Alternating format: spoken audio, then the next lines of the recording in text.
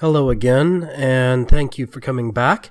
This is Veteran Mountain Man, and today I'm going to discuss with you another debate topic so that we can make sure you and I are on equal footing in dealing with debate amongst different points of view. Something I have noticed a lot lately, actually, while debating on minds with individuals and discussing different topics, and having plenty of people try to call me out on my ideas and theories, is that a lot of people do not cite sources. Now, if you go back and look at anything I've done that is based on facts, I tend to enjoy citing sources. And not just sources that are, say, some guy writing a blog, but instead real hard definitive sources. In fact, if you go back and look at my works on Karl Marx or my works on the Constitution or the Declaration of Independence, you'll notice I send you to archives and original copies of the texts. And then I discuss how I understand the text and what it's actually saying, even going so far as to use direct quotes. And I try to take holistic quotes and not cherry pick and take things out of context. Well, this is just being a good researcher. And I have noticed that there is a lack of good research out there. There are a lot of people that have been bringing forward conspiracy theories. Now, it's great to come up with your own ideas and to formulate your own theory based on topics.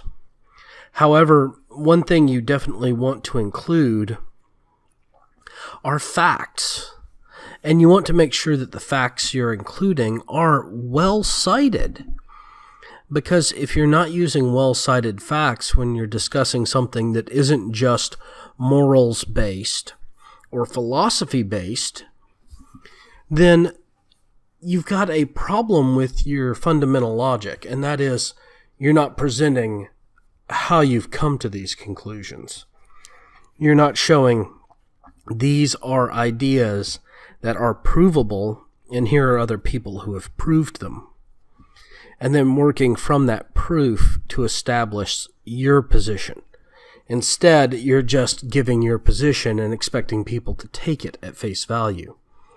And part of the problem with that is it is based on the idea of supported narrative as opposed to supported fact.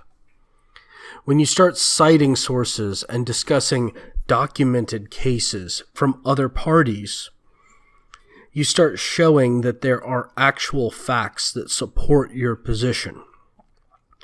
And in a lot of cases, they do much better at resolving the debate than just bantering back and forth. So, for all of you here who are listening to my debate topic series, cite your source.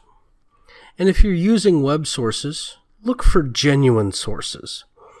Wikipedia is a great start, but it is not a be-all and end-all source. It sometimes corroborates multiple sources together, making things easier to find or source out for you. And that can be very, very useful. But also encyclopedia.com. You also have Encyclopedia Britannica, which has a lot of information online. If you're discussing things that are in U.S. history, particularly political documents or legal precedents, we have the National Archives and the National President's Historic Foundation, which is part of the education system. It's based out of, I believe, the University of Santa Cruz, California, in their education department, where they keep digital archive records of all the president's stuff that are in all of the different presidential libraries and even before the presidential libraries. They even keep political stuff on hand. And so you need to make sure that you've got a very valid source. If you need to, double or triple source up and use cross-referencing information to make sure that you're getting accurate details. Don't just assume that your source is right, because the second you assume your source is right is the second you're going to find out it's wrong. If you're using polls and interpreted data, go through the polls and go through as much of the interpreted data as you can completely in and of its entirety before you start quoting it, because sometimes these things can be taken out of context or misquoted if you're looking at it as secondary or tertiary source. So make sure you go back to the original source and look at it from the original principles. It'll save you a lot of time, and it will also help you understand the topic better. And because debate is about understanding and bringing ideas and opinions to light, understanding the topic cleanly gives you a better position to start from. Well, I want to thank you all again for joining me on my series on debate. Down below, you'll find a link to my minds.com. That's minds.com/veteran mountain man. If you want to join me for a debate there at any time, please feel free. I love commenters. I love to interact with my listeners and my subscribers. And so if you leave a comment, I will try my dangdest to talk to you about it.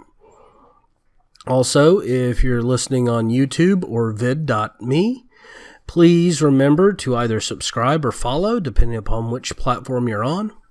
If you're catching me over at Patreon, please patronize me so that I can gain some funding here and up my production quality. It's just $1 a month. Don't forget, if you aren't listening to me on Patreon, I do have Patreon-only content that you can only access if you are a patron. And that's $1 a month, people. Also on VidMe, I am planning on monetizing my channel here shortly. I've got some artwork in the wings. I'm waiting for the artist to give me a final concept later tonight, and at which point I will be taking paid subscribers. It will be $1 a month for subscriptions, and it will be for VidMe content that is both on VidMe and behind my paywall on Patreon. That way, everybody's getting it, and it's equal. If you're over on YouTube, I'm going to ask you to please disable your ad block and give me a little ad revenue, because that's about the best I can do. Or, you can always come over to VidMe or Patreon and, become a paid follower, and in which case you're going to get it anyway. Thank you all, and have yourselves a great day.